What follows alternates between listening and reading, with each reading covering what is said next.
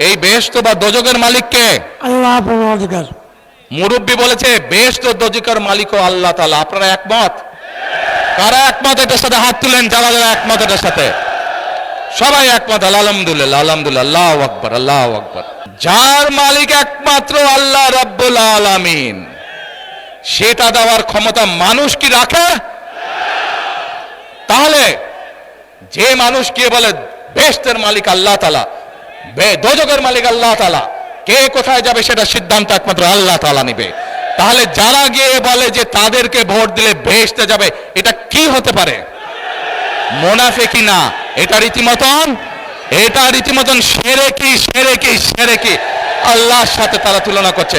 কোনো একজন মুসলমান যিনি আল্লাহকে বিশ্বাস করেন, রসুলকে বিশ্বাস করেন, আখেরাতকে বিশ্বাস করেন, পরকালে বিশ্বাসী কোনো মানুষকে একজন মুসলমান কাফের বলা, কুফরি বলা জায়েজ না। হাদিস আল্লাহ রসুল নিষেধ করেছেন, এবং হাদিস এভাবে বলা হয়েছে, কেউ যদি কারোর জন্য এটা বলে, তো যে বলল তার দিকে এটা ফিরে আসবে, তার জন্য এটা প্রযোজ্য হবে। উনি এটা বড় অপরাধ করেছেন। এই জন্য আমরা দুঃখ করে বলেছি যে আমরা ধারণা করেছিলাম যে উনি বিদেশে লন্ডনে গেছেন, লেখাপড়া করেছেন, কিছুটা পলিটিক্যাল ম্যাচুরিটি হয়তো আছে, কিন্তু দেখি যে উনি তো এখন বড় মুফতি হয়ে গেছেন। বিলেত থেকে মুফতি ফতোয়া দিয়ে দিচ্ছেন যে কিডা মুশরিক আর কিডা কাফের।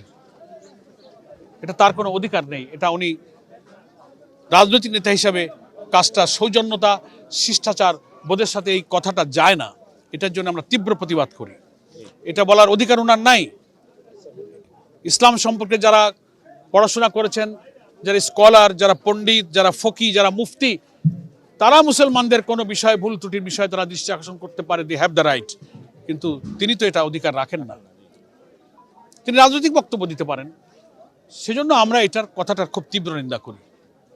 একজন মুসলমান আর একজন মুসলমান কাফের বলতে পারেন, এটা হাদিসে পরিষ্কার নিষেধ করা হয়েছে। সে যদি নামাজও না পড়ে, রোজাও না রাখে, তার আমলে যত ত্রুটি থাকুক, শুধু আল্লাহ রসুল পরকালকে বিশ্বাস করে তাকে কাফের বলা যায় না। তিনি তাওহীদকে বিশ্বাস করেন। তিনি একটা বড় অপরাধ করেছেন। কি পরিমাণ অপরাধ করেছেন তিনি নিজে যেন আত্মসমালোচনা করেন।